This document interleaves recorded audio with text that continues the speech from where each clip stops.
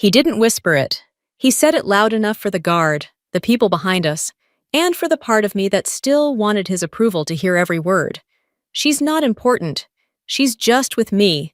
For a moment, I froze, not because it was new, but because it was the same wound he'd reopened my entire life. That was the exact second something inside me cracked, and something else finally stood up. I stepped forward, lifted my ID, and watched the guard's face drain of color. A siren blared, lights changed, doors locked, and the man who had spent years insisting I was nothing suddenly looked at me like he didn't recognize me at all. My name is Leora, and that was the day the world showed him a truth he never cared to see. I woke to a quiet fall morning in Boulder, the kind where the sun slips across the Rockies like it's brushing gold onto every ridge. My apartment felt still, almost too still. As I sifted through a stack of overnight emails on my tablet, the familiar logo from internal systems flashed at the top of my inbox. A reminder that my phone could buzz with an alert at any moment. That was the nature of the work always on call, always one unexpected message away from being pulled into something bigger than my daily routine. To most people, it looked like I spent my days clicking spreadsheets in a small office. That assumption kept my life uncomplicated and safer. My phone lit up before I could finish reading the next message. Milton's name stretched across the screen, and I already knew the tone waiting for me.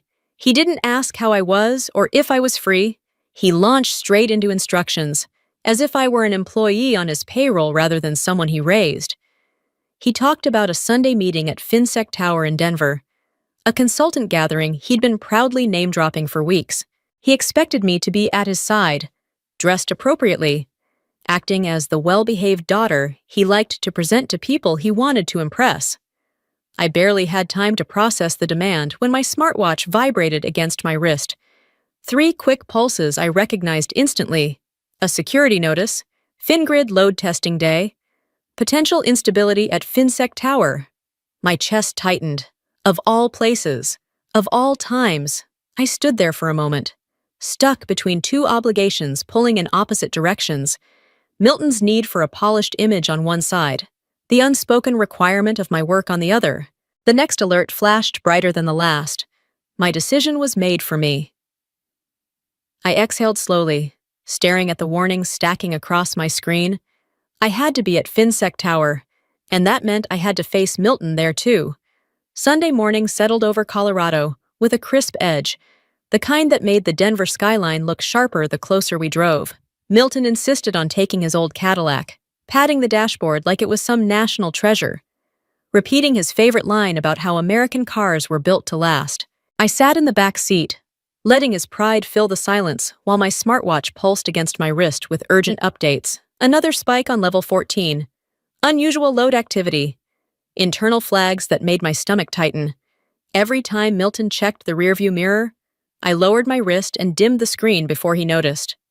He grumbled about how I was glued to technology, how people couldn't stay present anymore. I let his words hang in the cold cabin air. Nothing I could say would change the fact that he only saw what he wanted to see. The highway curved toward Denver, and the skyline rose like a wall of glass and ambition. Milton talked the entire way about the old colleagues he expected to meet at FinSec, men who, in his mind, built the financial world with their bare hands. He listed them like a roster of legends, weaving in little reminders that he understood their world and that I, in his mind, hovered somewhere outside of it.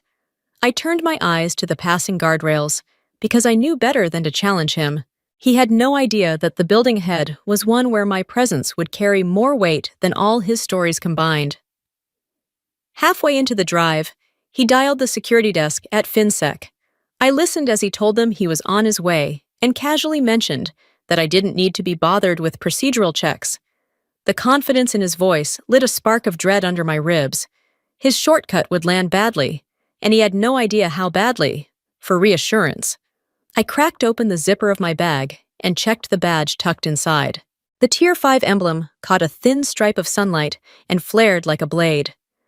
I shut the bag immediately, instinctively guarding it from view.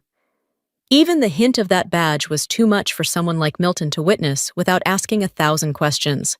We pulled into the FinSec parking garage, just as another alert buzzed through my smartwatch. The vibration seemed to echo in my ribs. This wasn't just a drill warming up. Something felt heavier, more deliberate. The air in the car tightened. Whatever waited inside, it wasn't going to be routine. The entrance to FinSec Tower radiated a sterile intensity. With 3 biometric checkpoints lined in a row and guards positioned like sentinels beneath the icy white lighting, Milton walked ahead with confidence, flashing his access card at the first guard and gesturing for me to follow. The guard scanned his card, then lifted his gaze to me and lingered. There was recognition there, faint but unmistakable, though he hid it behind professional restraint. Another vibration rattled against my skin. I tightened my hold on my bag as the scanner flickered and displayed a yellow warning cross-verification required. Milton groaned, muttering that this was all unnecessary and that I wasn't even staff. I handed over my driver's license, hoping the system would swallow the lie, but it rejected the card instantly. The guard's eyes shifted toward my bag with a subtle intensity that told me the moment I'd tried to avoid had arrived. My pulse climbed. Slowly, I reached in and drew out the Tier 5 badge. The blue metallic sheen caught the overhead lights. Milton's brow furrowed in surprise. But before he could speak, the scanner lit up in a two-toned alarm. The monitor shifted to red, then white, carrying the message that froze everyone. Critical asset identified. Level 5 clearance detected. Locks clamped shut behind us. Cameras pivoted. The guard straightened fully, his voice steady but edged with urgency as he asked me to wait for the commander. Milton stared at me, shocked and speechless. Footsteps echoed down the corridor until the security commander reached us, stopping directly before me with a respectful nod. "Agent Penhaven, we've been expecting you." Milton turned toward me with a look that said he was finally seeing a stranger, someone far more significant than he had ever allowed himself to believe. The moment the commander addressed me, everything around us shifted into a harsher, colder clarity. The security gates locked with a metallic snap. The overhead lights intensified to that sharp white-blue reserved for high-threat protocols, and every guard straightened as if pulled by the same unseen thread. I could feel Milton staring at me, stunned, as if he were finally realizing he had no idea who was standing beside him. Before he could process it, the commander's radio crackled with urgency. A strained voice pushed through the static level 14 shows a real breach. "This isn't part of the drill." The words landed like a blow. Milton turned toward the commander, sputtering a half-formed question, but the commander was already looking at me. "Agent Penhaven, we need direction." There was no hiding anymore, no slipping back behind the quiet life I let others assume I had. I gave a single nod, stepping fully into a role Milton never knew existed. A guard immediately approached him, requesting that he step back as the building shifted into lockdown. Milton reacted like someone had slapped him. He barked something about having an appointment, as if schedules mattered when an entire financial system was being threatened. The guard stayed steady, repeating that he was obstructing procedure. I didn't have to say a word. My silence did the work for me. It always had, but never quite like this. The commander handed me a tablet with layered access controls. "Which floor do you want sealed first?" "Agent," I input the first command, speaking the verification phrase. The nearby biometric interface recognized my voice instantly and responded with the unmistakable acknowledgement of a Tier 5 clearance. Milton's expression twisted into disbelief, like he was watching his version of me crumble. He lurched toward us, voice cracking, insisting everyone had misunderstood, insisting I couldn't possibly be who the system said I was. A security officer blocked him with methodical calm, hand poised near the emergency restraint switch. One more step and they would isolate him without hesitation. His face drained of color. The commander glanced my way. "Is he family?" I exhaled slowly. "Mark him as a visitor. Escort him to the safe room." Milton's protests faltered as they took him by the arm. I didn't turn around to watch. I stepped through the layered doors into the secure wing, leaving behind a man who had lived his whole life believing he was the most important person in every room. Now he was the one being removed from it. The control center swallowed me in a rush of cold air and relentless data. Floor-to-ceiling screens pulsed with red network pathways. each one representing a piece of the financial infrastructure being targeted. Technicians called out updates, but the room quieted when I approached the command console. They were waiting for me. A tech near the main panel spoke first. "There's a strike on the Fedwire backup gate. If they break through, interbank settlement freezes nationwide." The room tightened. The commander looked to me again, and for a moment, the entire operation balanced on a breath. I studied the map, these spreading red lines, the unstable nodes, the pressure on critical pathways. There was no margin left. Outside the glass walls, a guard's voice carried faintly through the intercom. "Visitor Penhaven is requesting to exit. Denied." I caught sight of Milton on the corner security feed. He stood in the containment room, his hands pressed against the glass, staring into the command center as if he finally understood the scale of what I was part of.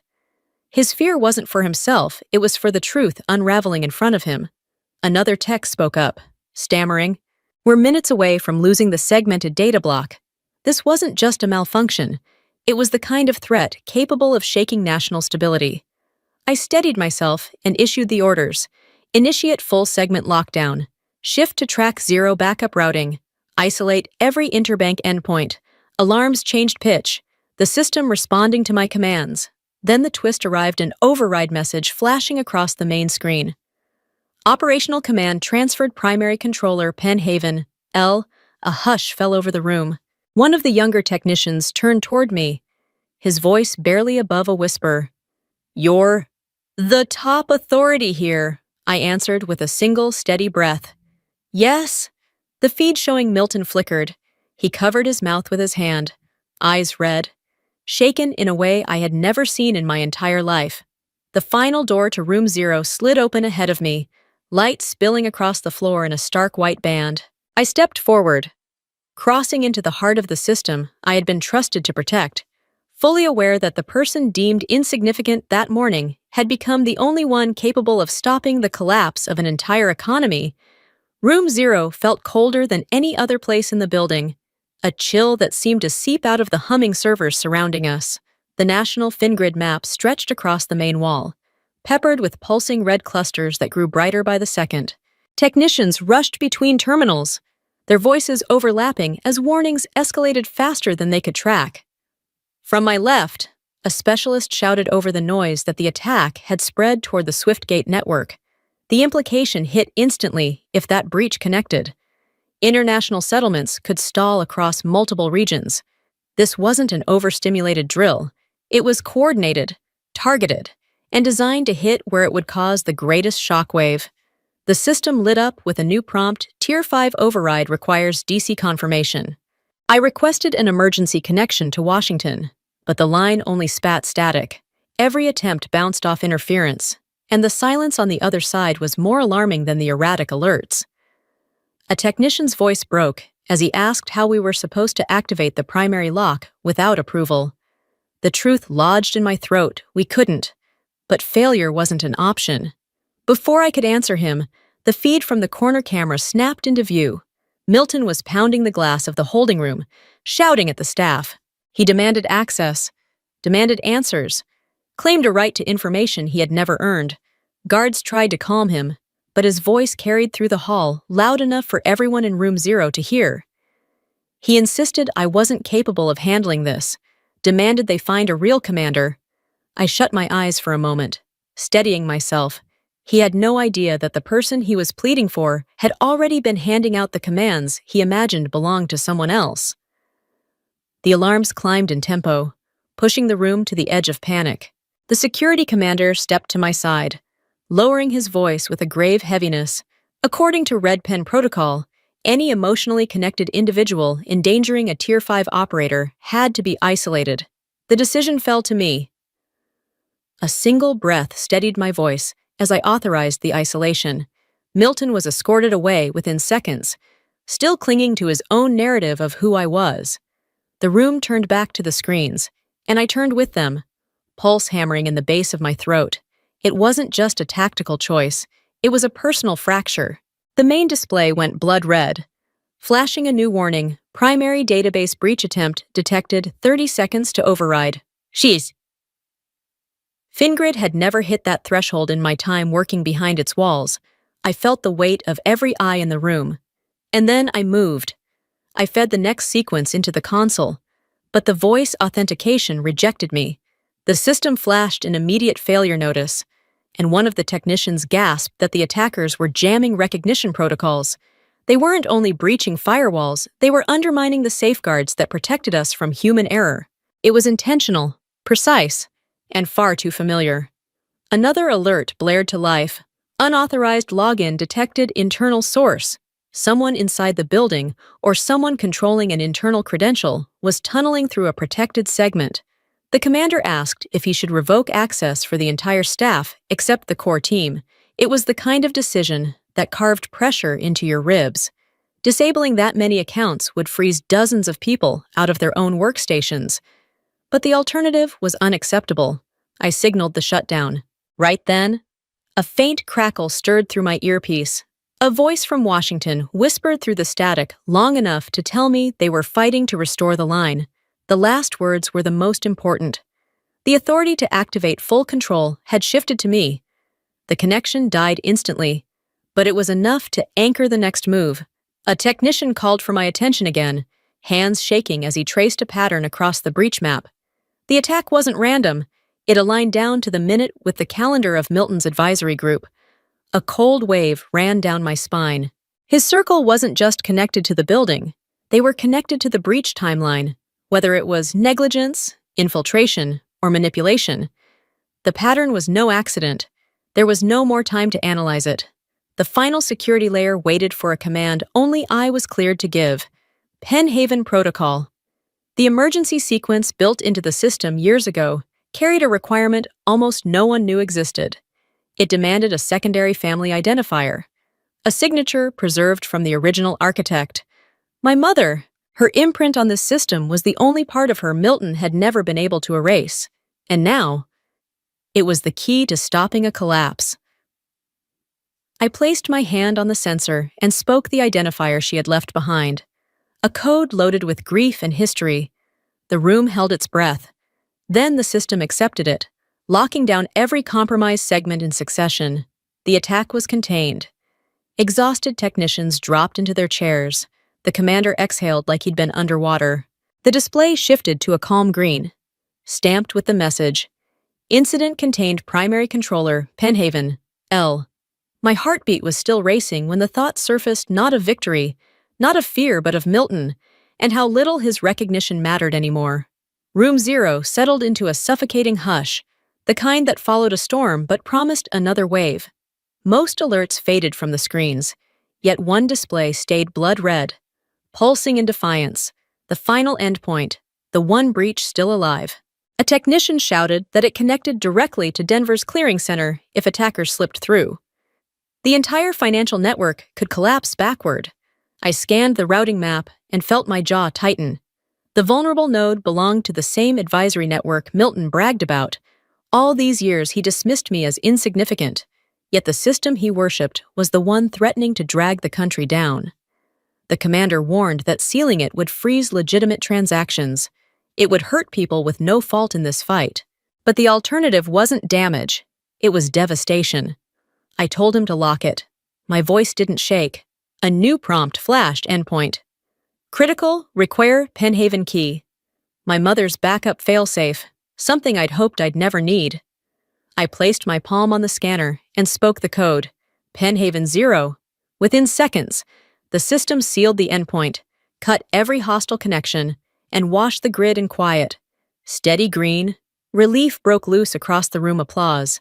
Tears. Disbelief. The commander bowed slightly, thanking me for saving Fingrid. Through the glass, Milton watched with trembling eyes, seeing me clearly for the first time. Not because he mattered, but because I finally stood exactly where I did, when the system finally stabilized. Room 0 exhaled as if the entire building had been holding its breath. I stepped into the hallway with 2 agents at my side, one handing me a rapid report incident contained. No data loss. Exceptional command. The words felt clinical compared to the chaos we had just pulled back from, ahead of us. Milton waited rigid, pale, and smaller than I had ever seen him. He didn't approach. He didn't bark orders or fill the air with his usual certainty. He simply stood there, afraid to move. A commander joined us and asked whether he should be questioned for interfering during lockdown. The shock on Milton's face was instant, as if the world had finally corrected his sense of scale. I told them he was coming with me. His shoulders sagged in relief. He took a hesitant step forward, his voice rough. "Leora, I never knew what you actually did," I answered just as steadily. It wasn't that he didn't know he never wanted to. That truth struck harder than any accusation. He lowered his head, and for a man like Milton, that gesture was louder than an apology. A nearby officer added that only 3 people in the entire state could activate the Penhaven Protocol, and I was one of them. Milton turned toward me, stunned into silence. Before we left the tower, I faced him fully. "From now on, don't speak for me. If you want to know who I am, ask." His eyes reddened as he nodded the first honest acknowledgement he had ever given me. Evening settled over Denver as we stepped out of FinSec Tower, the fading light casting long shadows across the pavement. Milton walked beside me, quieter than I had ever known him, searching for the right words. He opened his mouth as if to offer dinner, maybe praise he'd never given before, but I rested my hand on the car door and stopped him gently. I told him I didn't need a meal or a moment of approval. I had things to do. And I was all right. He swallowed hard before managing a single, fragile sentence. "Leora!" "Thank you." I stepped away from the Cadillac just as my phone buzzed with a final update incident contained. "Stability secured across all regional clearinghouses.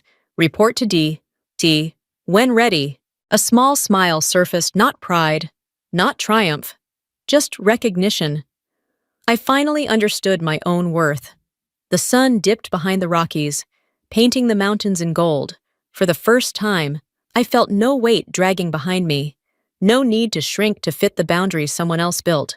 I walked forward into the open Colorado sky, hearing the glass doors close behind me, separating me from the man who once defined my world, and reminding me that I now stood firmly in my own,